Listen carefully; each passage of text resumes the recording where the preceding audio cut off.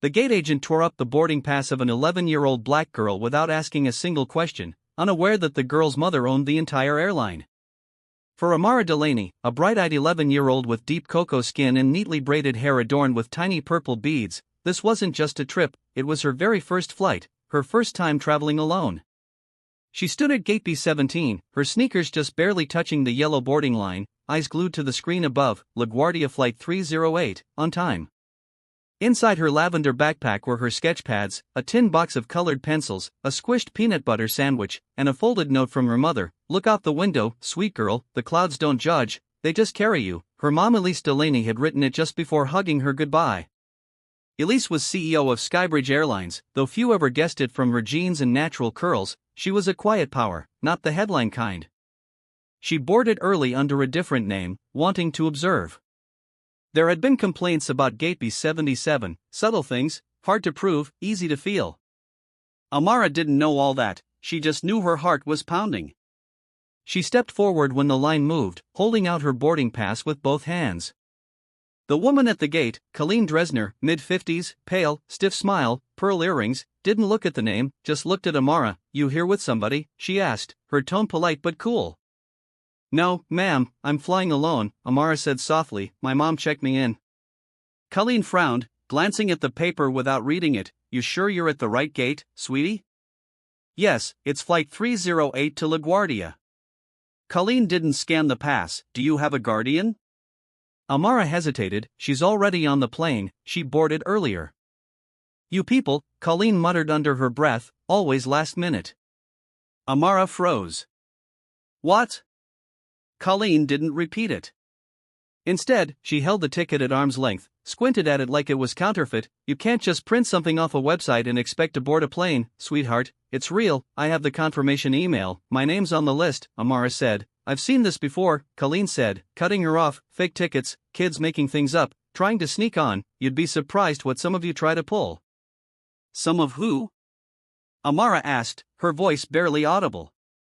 Colleen looked at her, then really looked, and for the first time, there was no smile, not even a forced one. "I'm going to have to hold on to this." She tore the boarding pass clean in half. Amara gasped. People in line behind her shuffled, someone whispered, but no one stepped in. "There," Colleen said, "now take a seat, I'll get someone to sort this out." "I didn't do anything wrong," Amara said, tears stinging her eyes. "You're making a scene," Colleen said sharply, "don't be dramatic." Amara looked around, no one met her eyes, even the man in the Delta cap who'd smiled at her earlier turned away. Colleen raised her voice. "TSA, please, we've got a situation." A younger attendant nearby, Marcus, maybe early 30s, tall, light-skinned, hesitated, clearly uncomfortable. "She's on the list," he said gently. "I checked her in myself an hour ago, everything matched." Colleen shot him a glare. "Did you verify ID?" "She's 11, she doesn't look 11, Colleen said. Marcus blinked. "What's that supposed to mean?" Colleen didn't answer, she crossed her arms. Amara reached into her pocket and clutched the note from her mother. She didn't read it, just held it like a small anchor in rough water.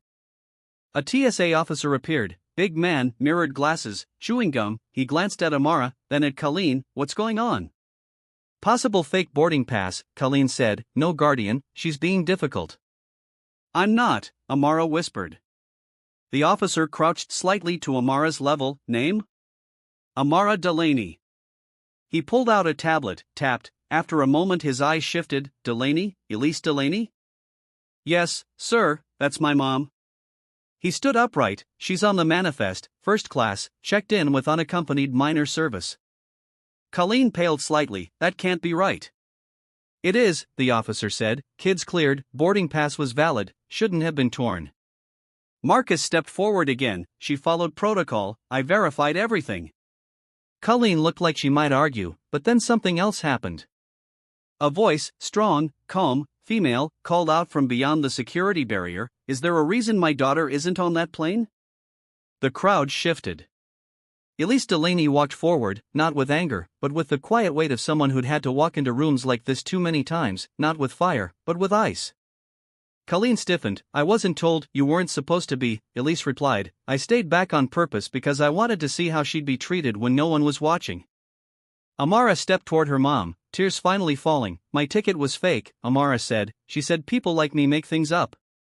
Elisa's face didn't change, she just looked at Colleen. Did you scan her name? I know. Did you check the manifest? I didn't think I needed to. You didn't think, Elise said, you assumed. Colleen folded her arms. I've been doing this for 18 years, and that's how long your bias has had room to grow, Elise interrupted. The gate grew still. A woman nearby stood up. I saw the whole thing. That little girl was patient, respectful, she did nothing wrong. Colleen's face flushed. I didn't know who she was. That's the problem, Elise said. It shouldn't matter who she is. The TSA officer crossed his arms. Ma'am, we'll file a full report, requesting supervisor now. Amara still held the torn ticket in her hands. Elise gently reached out, holding her daughter's fingers. We'll get another one, she said softly, but she looked at me like I didn't belong. I know, baby. I didn't look 11. Elise's eyes narrowed. I'll be handling this, she said, and in that moment, everyone knew this wasn't over, not by a long shot. Elise stood with one hand on her daughter's shoulder, the other still loosely holding her phone as the gate crowd pretended not to watch, but they were watching. Their phones were out, screens dimly lit as fingers hovered over camera apps. A few people had started recording already. No one wanted to be the first to speak up, but everyone wanted proof, just in case. The TSA officer had stepped aside now, quietly talking into his earpiece. Marcus, the younger attendant, stood with his arms crossed, staying near Amara like a silent shield. Elise didn't raise her voice, she didn't need to. She looked at Colleen as if expecting her to fill the silence with an apology, but none came. The gate agent's arms were crossed again, mouth pressed tight like she'd swallowed something bitter and refused to admit it. The supervisor arrived moments later, late 40s, Latino, clean-cut, with a walk that suggested he'd handled worse, but not often in public view. His name tag read Luis Rosado, Terminal Operations. He scanned the scene, eyes moving quickly from the torn ticket in Amara's hand to Colleen's clenched posture to Elisa's unshakable calm. I'm Luis Rosado, he said with practiced authority. Can someone explain what happened here?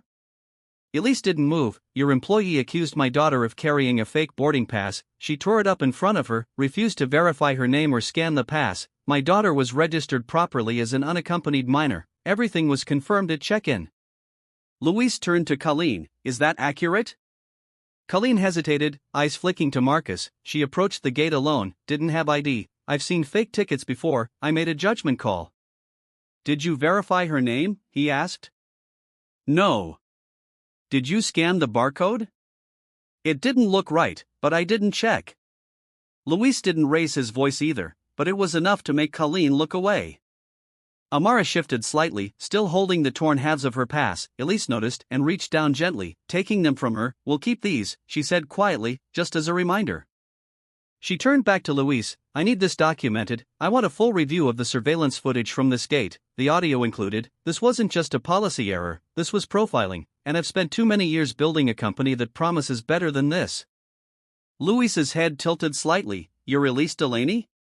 She confirmed, founder and CEO. And yes, this is my airline, but today I'm not here as an executive, I'm here as a mother whose daughter was just made to feel like a criminal because of the color of her skin.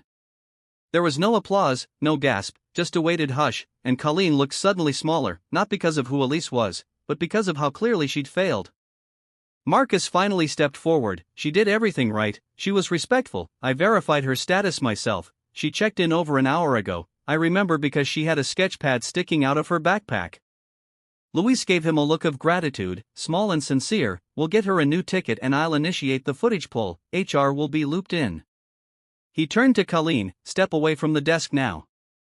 Colleen opened her mouth like she wanted to argue, but the weight of too many eyes forced her quiet. She stepped back stiffly, disappearing behind the customer service door without another word. A new attendant arrived to reprint the boarding pass. Amara said nothing. She held Elise's hand tightly like letting go might mean slipping back into that terrible moment again. Elise knelt beside her, brushing a curl from her daughter's cheek. Are you okay to fly? Amara nodded slowly, voice small. Yeah, I didn't like the way she looked at me, like I was trying to trick her, like I wasn't to be here. Elise didn't answer right away. She stood up, looked out the wide terminal window where the plane waited, its nose pointed like an arrow into the morning. She looked at you and saw her fear, not your truth. That's her limitation, not yours. They walked together to the reboarding line. The new agent smiled as she handed over the new ticket. "We've upgraded her to first class, Miss Delaney. I'm very sorry for what happened." Elise accepted the ticket without reacting. Upgrades don't fix what was broken. Understood. What fixes it is remembering that next time you see a kid standing alone, you check your bias before you check their ticket. The attendant nodded quietly, eyes downcast. Elise kissed Amara's forehead. "Window seat, like we planned." Amara nodded. "I'll look for the clouds." As she walked down the jet bridge, the whispers in the gate area grew louder, but no one said anything to Elise directly. She didn't need them to. Her daughter had been hurt, humiliated, and while this particular wound might fade, the scar would stay, not visible, but remembered. Inside the plane, a flight attendant greeted Amara warmly. "Hi, sweetheart, welcome aboard. The captain said you're a special guest today. Want to say hi before takeoff?" Amara blinked. "Really? Really, he's a fan of your mom." Amara looked back once. Elise was still standing by the glass wall of the terminal, watching. Amara smiled slightly and disappeared into the cabin. Elise remained there for a moment longer. She wasn't looking at the plane, she was staring at the gate desk where Colleen had stood, where her daughter had been judged in an instant, not because she was late, not because she broke a rule, but because she simply didn't look like someone who belonged. Elise took out her phone and opened the Notes app. She typed quickly, "Gate B17 incident report, racial profiling involving unaccompanied minor, security footage requested, initiate internal bias training for frontline staff, immediate evaluation and retraining for all gate agents." She paused, then added, "This one's personal." Across the terminal, Louise stood talking with Marcus, voice low. Colleen hadn't returned. She wouldn't, not today. HR would take over from here. Elise didn't care about the paperwork. What mattered was the shift, the crack in the pattern, the moment when silence didn't win, when someone, Marcus, the woman in the waiting area, even the TSA officer, chose to speak. That's where change began, not with outrage, but with courage. Back on the plane, Amara sat by the window, sketchpad now open for the first time all morning. She drew a figure behind a desk, no name, no angry lines, just an ordinary face behind a glass pane. She wrote 3 words across the glass in neat block letters: "Do better." The flight lifted moments later, clouds blurred beneath the wings like soft smoke. Amara leaned into the window and smiled. The plane leveled off above the clouds. Somewhere over the Appalachian Mountains, the captain's voice came through the intercom, calm and practiced, welcoming passengers and pointing out a faint view of the Blue Ridge to their left. Amara wasn't listening. She sat in 2A, legs tucked beneath her, sketchpad balanced on her lap, pencil sliding quietly across the page. Her drawing wasn't of clouds or mountains, but of a hallway, long, empty, at the end a closed door, behind the door the silhouette of a small girl, no name, no face, just waiting.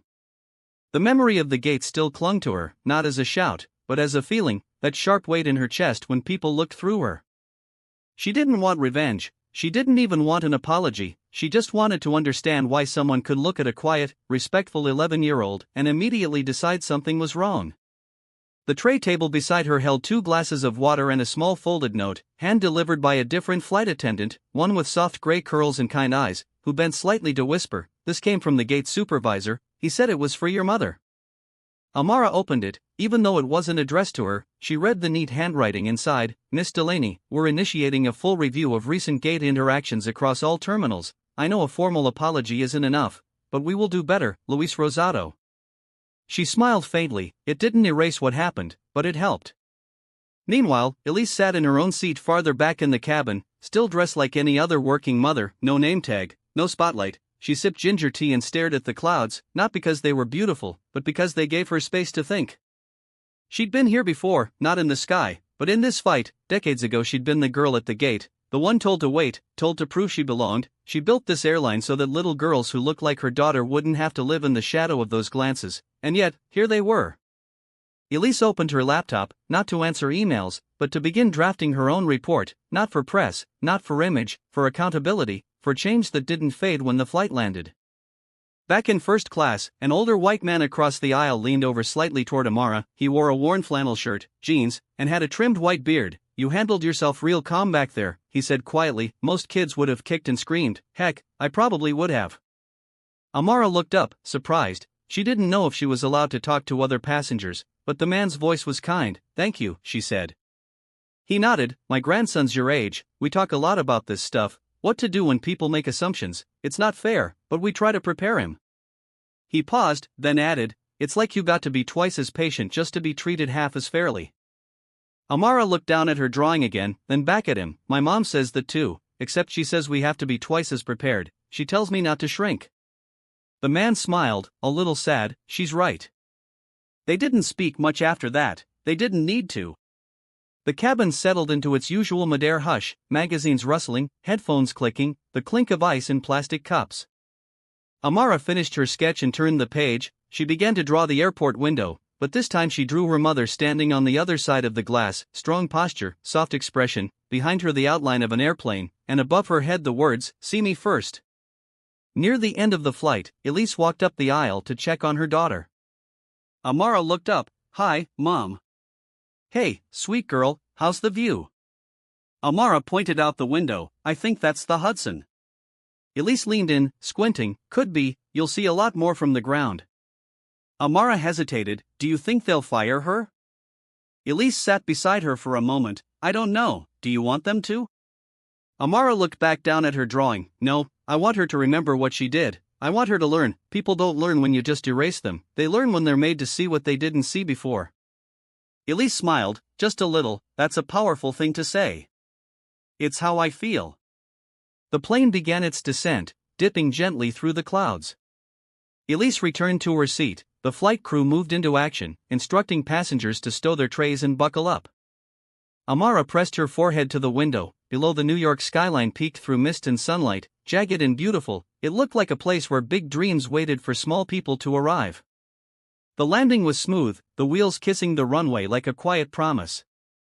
Inside the terminal, an airport representative waited with a small sign that read, "Unaccompanied minor, Amara Delaney." Elise walked her daughter to the woman, introduced herself, and asked her to personally ensure Amara arrived safely to the camp staff on the other side. Amara hugged her mother tightly. "Will you come back to pick me up?" "Wouldn't miss it, love you." "Love you more." She stepped back and watched her daughter walk away, head high, backpack bouncing slightly with each step. Elise didn't head to baggage claim right away. She stood still in the terminal, watching the stream of passengers rush past. Then she pulled out her phone and called her assistant. "Schedule a meeting next week," she said, "with Colleen Dresner." Her assistant hesitated. "Do you want me to prepare legal?" "No," Elise said, "just 10 minutes, no more. I don't want to punish her, I want to ask if she understands." Later that evening, in her office on the 22nd floor of a high-rise overlooking downtown Atlanta, Elise sat at her desk with the city lights blinking behind her. Her inbox was full, messages from department heads, media inquiries, internal memos, but she ignored them for now. Instead, she reached into her purse and pulled out the torn boarding pass, still folded, still fragile. She placed it on the desk beside Amara's sketchpad, which had been accidentally left behind during the shuffle. Elise flipped through the pages, smiling at the mountain doodles, the soft faces, the signs that read, "Do better and see me first." One page caught her attention, a simple drawing of two hands, one adult, one child. The child's hand held a torn piece of paper, the adult's hand offered a new one. She stared at that page for a long time, not because it hurt, but because it reminded her what was worth fighting for. 2 days later, Elise sat at the end of a long conference table in a private boardroom at Skybridge headquarters. The walls were glass, the kind meant to feel open but often made people feel exposed. Across from her sat Colleen Dresner, noticeably different than at the gate, hair looser, blazer gone, face bare of makeup, hands folded nervously in her lap. Elise had asked for only 10 minutes, no attorneys, no HR reps, no distractions, just a conversation, a human one. The door clicked shut behind Elise's assistant and the room settled into quiet. Elise didn't start with anger, she didn't need to. She looked at Colleen not as a CEO confronting an employee, but as a woman confronting a mirror. "I didn't bring you here to fire you," she said, her voice calm, measured. "That's not what this is." Colleen's eyes flicked up, surprised. "You didn't?" "No, I asked for 10 minutes to find out if you understand what you did, not what the policy says, not what the forms say, but what you did to my daughter and why it matters." Colleen opened her mouth, then closed it again. She stared at the table. I thought I was doing my job." "You weren't," Elise replied, still calm. "You didn't verify her information, you didn't scan her ticket, you didn't treat her like a child who deserved care, you treated her like a threat, a problem, and the only reason you second-guessed it is because you learned her last name." Colleen flinched. I didn't mean, that's not enough, Elise said, cutting gently, not meaning to doesn't undo the damage, not meaning to doesn't rewrite the look in her eyes when she asked me why you saw her that way. A long silence stretched between them. Outside, the window planes moved slowly across the tarmac, tiny and orderly from above. Colleen finally spoke. I've been at that gate for almost 20 years, you see things, people trying to scam the system, kids showing up with fake tickets, fake stories. I guess I stopped looking closely. Elise nodded. That's the problem, you stopped seeing people, you started seeing categories. She's 11, she stood in line, she handed you her ticket, and you didn't even give her a chance. Colleen's voice was hoarse. She reminded me of someone, a girl who once tried to sneak on a flight, caused a scene, it got ugly. Maybe I overcorrected. You didn't overcorrect, Elise said, you overassumed. She paused, then leaned in, and let's not pretend race didn't play a role in that assumption. Colleen's face reddened, but she didn't argue, she didn't deny it. Elise let the moment settle before continuing. You have a file now, there will be mandatory retraining, bias workshops, a full review. That's out of my hands. What isn't out of my hands is this, what you take from this moment and how you carry it forward. Colleen looked up, eyes glassy but dry. She was so calm, she whispered. I expected her to yell, cry, scream, but she just stood there like she already knew no one would believe her. Elise's chest tightened, because that's the world we've raised her in. They sat for a few more minutes, saying little, then Elise stood. I'm not here for vengeance, I'm here because I believe people can change, but it starts with acknowledgement. You don't get to forget this, you carry it, and maybe the next time a little girl like Amara stands in front of you, you'll remember what it felt like to see her clearly for the first time. Colleen nodded slowly. I will. Elise walked out without shaking her hand, not out of spite, but because some moments don't call for closure, they call for wait. Later that week, Elise received a voicemail from Amara's camp counselor. She's thriving, the woman said, voice bright with affection. She gave a little speech at lunch today about art and airports and assumptions. I think she's going to change the world. Elise smiled as she replayed the message, her hand resting lightly on the folded boarding pass still tucked into her desk drawer. That night, Amara called from the camp pay phone. Her voice was full of joy. We built model cities today, she said. Mine had a sky bridge that connected all the buildings. Get it, like the airline? Elise laughed. I get it. Also, remember that lady from the airport? I do. I finished that drawing of her, the one behind the desk. I changed her face, not mean, just confused. I wrote something new on the glass too. What did you write? Elise asked. Learn to look again. Elise closed her eyes. That's beautiful. You think she'll ever see it? Amara asked. Maybe not the drawing, Elise replied, but maybe she'll see someone else like you one day, and she'll remember, and she'll choose different. 2 weeks later, Elise returned to LaGuardia to pick Amara up. As the escort brought her through the security gate, the same quiet confidence still in her step. Elise noticed something on her daughter's wrist, a friendship bracelet woven with pale blue and violet thread. Someone make that for you? Elise asked. No, Amara grinned. I made it for me. They walked through the terminal, hand in hand, passing dozens of gates, hundreds of travelers, and thousands of tiny decisions made in seconds. Who looks safe, who looks suspicious, who looks like they belong, who doesn't. Elise didn't say it out loud, but she felt it in her bones. We still have so far to go. That night, back at home, Amara unpacked her sketch pad and laid it open on the living room table. She showed her mother the final page. It was a drawing of a boarding gate. The sign above it read, All Welcome. Beneath it, people of every shape, size, and shade stood in line together. Some smiled, some looked nervous. One was a little girl with purple beads and a backpack, holding a ticket that hadn't been torn. Elise stared at it for a long time, then she reached into the drawer and pulled out the old boarding pass, creased, frayed, but intact in spirit, and tucked it inside the sketchbook, not to hide it, to keep it close, because one day Amara would grow up and fly again, and when she did, Elise wanted her to remember this moment, not to carry its pain, but to recognize its purpose, the purpose of speaking, of seeing, of not letting silence shape the sky, in a world where even the clouds sometimes feel conditional. A little girl had taken back her seat, and this time, she wasn't flying alone. Brought to you by BUP Stories.